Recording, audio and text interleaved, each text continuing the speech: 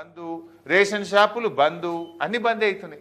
హాస్పిటల్లో ఏమంటున్నారు, ఆరోగ్యశ్రీ డబ్బులు ఇయ్యక మాకు ఏడాది అయిపోయింది, మేము ఆరోగ్యశ్రీ సేవలు బంద్ చేస్తామని దవాఖానలు బంద్ పెడుతున్నారు.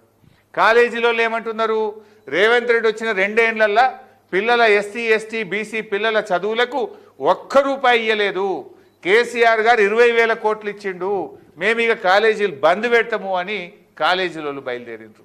రేషన్ షాప్ వాళ్ళు ఏమంటుండ్రు, మా కమిషన్ వేస్తా అన్నాడు, జీతం ఇస్తా అన్నాడు, ఏది చేయలే కానీ కేసీఆర్ సార్ ఇచ్చిన కమిషన్ కూడా 5 నెలలకెళ్ళి ఇస్తలేడు, 3 తారీఖుకెళ్ళి మేము దసరా తెల్లారికెళ్ళి రేషన్ షాపులు బంద్ పెడతామని వాళ్ళు బంద్ పెడతామంటున్నారు.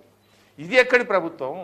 ధూపదీప నైవేద్యం దేవాలయాల్లో ఉండే అర్చకులను వాళ్ళను దగ్గర తీయాలి, ప్రతిరోజు దేవాలయంలో పూజలు జరగాలని 2,500 ఉన్న ధూపదీప నైవేద్యాన్ని 10,000 రూపాయలకు పెంచిండు కేసీఆర్.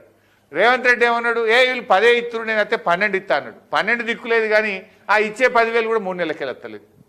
ఇగో ఇది ఇలా ఎవరిని నువ్వు అందరినీ ఆగమే, ఆటో డ్రైవర్లను ఆగం చేస్తేవి, అంగన్వాడీలను 18,000 ఇస్తా అంటివి, పర్మనెంట్ చేస్తా అంటివి, భద్రత ఇస్తా అంటివి, ఆశాల నాగం, అంగన్వాడీల నాగం, రేషన్ డీలర్ల నాగం పట్టించినావు, అవుట్ సోర్సింగ్ ఉద్యోగులను దగా చేసినావు, ప్రభుత్వ ఉద్యోగులను మోసం చేసినావు, ధూపదీప నైవేద్యం పెంచుతా అని మా అయ్యగారుల నాగం పట్టినావు. ఎవరిని నువ్వు మోసం చేయలేదు. ఆడబిడ్డలకు చీరలు లేవు దసరా పండుగ ముంగట, రైతులకు యూరియా లేదు, రైతులకు బోనస్ రాదు, నిరుద్యోగులకు జాబ్ క్యాలెండర్ లేదు, నిరుద్యోగ భృతి లేదు, విద్యార్థులకు ఫీజు రియంబర్స్మెంట్ రాదు, విద్యార్థులకు విద్యార్థి భరోసా కార్డు రాదు, విద్యార్థులకు కనీసం కడుపు నిండా పౌష్టికాహారం పెట్టలేవు.